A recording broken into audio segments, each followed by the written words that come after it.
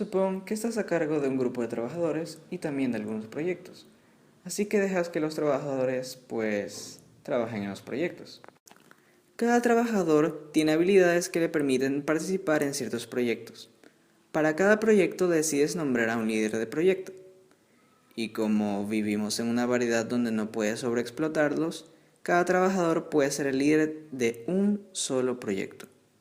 ¿Puedes organizarlos con estas condiciones?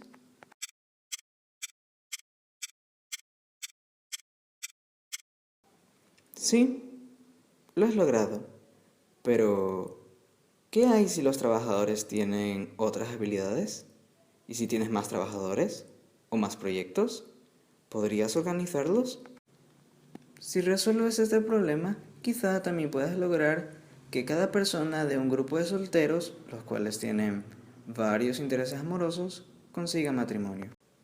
Estas situaciones parecen poder modelarse con un grafo, así que usaremos la teoría de grafos para resolver este problema.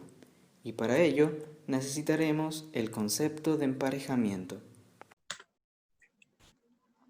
Buen día, soy Andrés Correa y a continuación procederemos a definir lo que es el matching o emparejamientos.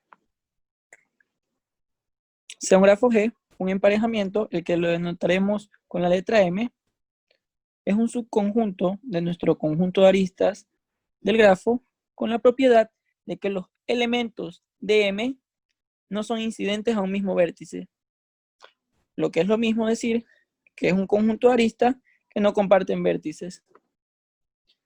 Leyendo la definición, M es un subconjunto del conjunto de aristas y E y S pertenecen a M si y solo si no es cierto que existe un U, B y W que pertenezca a nuestro conjunto de vértices del grafo, tal que nuestra arista E tenga vértices extremos U y B y nuestra arista S tenga vértices extremos B y W. Aquí tenemos dos ejemplos de emparejamientos en los cuales podemos notar que esta arista, cuyos dos vértices denotaré como B1 y B2, y aquí tengo otra arista con vértices B3 y vértices B4. Podemos notar que es un ejemplo de emparejamiento debido a que ambas aristas no tienen vértices en común. De igual manera, aquí tenemos otro ejemplo de emparejamiento con tres aristas cuyas aristas no tienen vértices en común.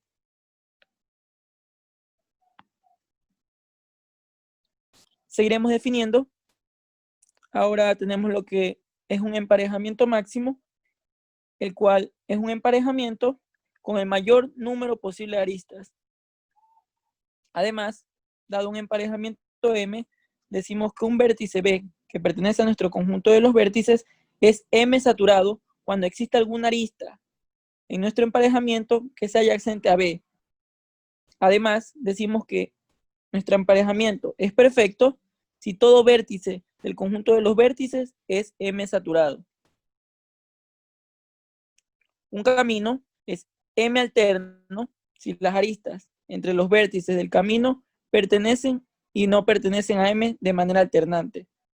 Por otro lado, un camino es un M incremento si es M alterno y también cumple con que los vértices extremos no sean M saturados. Finalmente, dado un grafo bipartito, el cual puede ser particionado en dos conjuntos X e Y, se dice que X puede ser emparejado a Y si existe un emparejamiento que sature a cada vértice de X.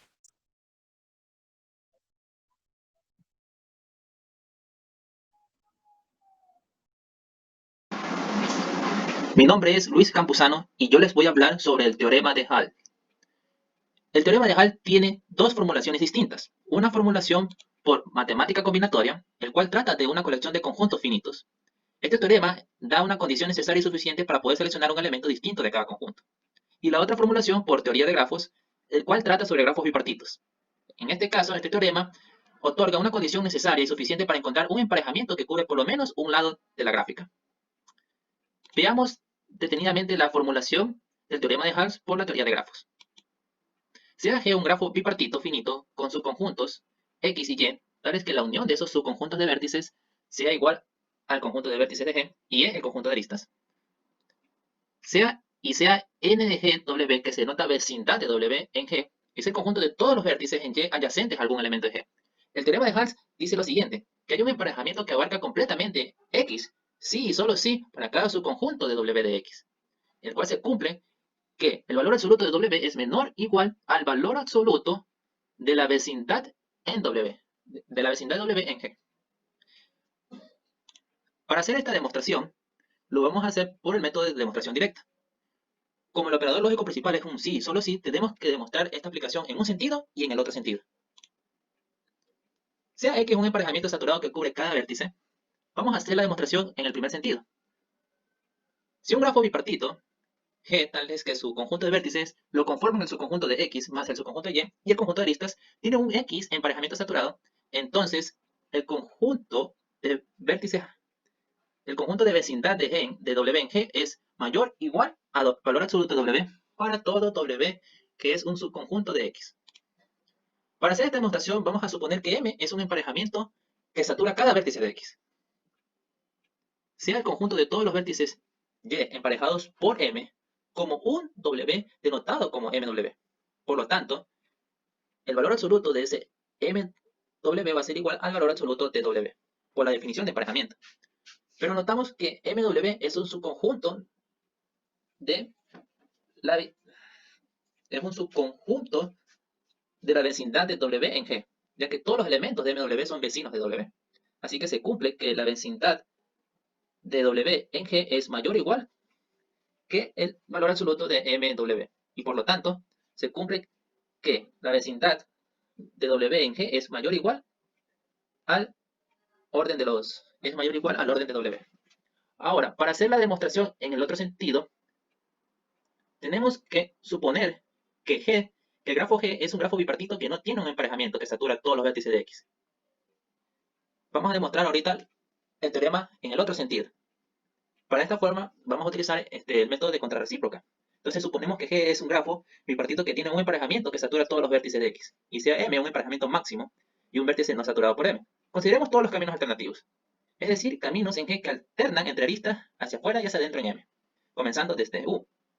Ahora, sea T el conjunto de todos los puntos de Y conectados a un U por estos caminos alternativos, y W el conjunto de todos los puntos en X conectados por U a estos caminos alternativos, incluyendo U.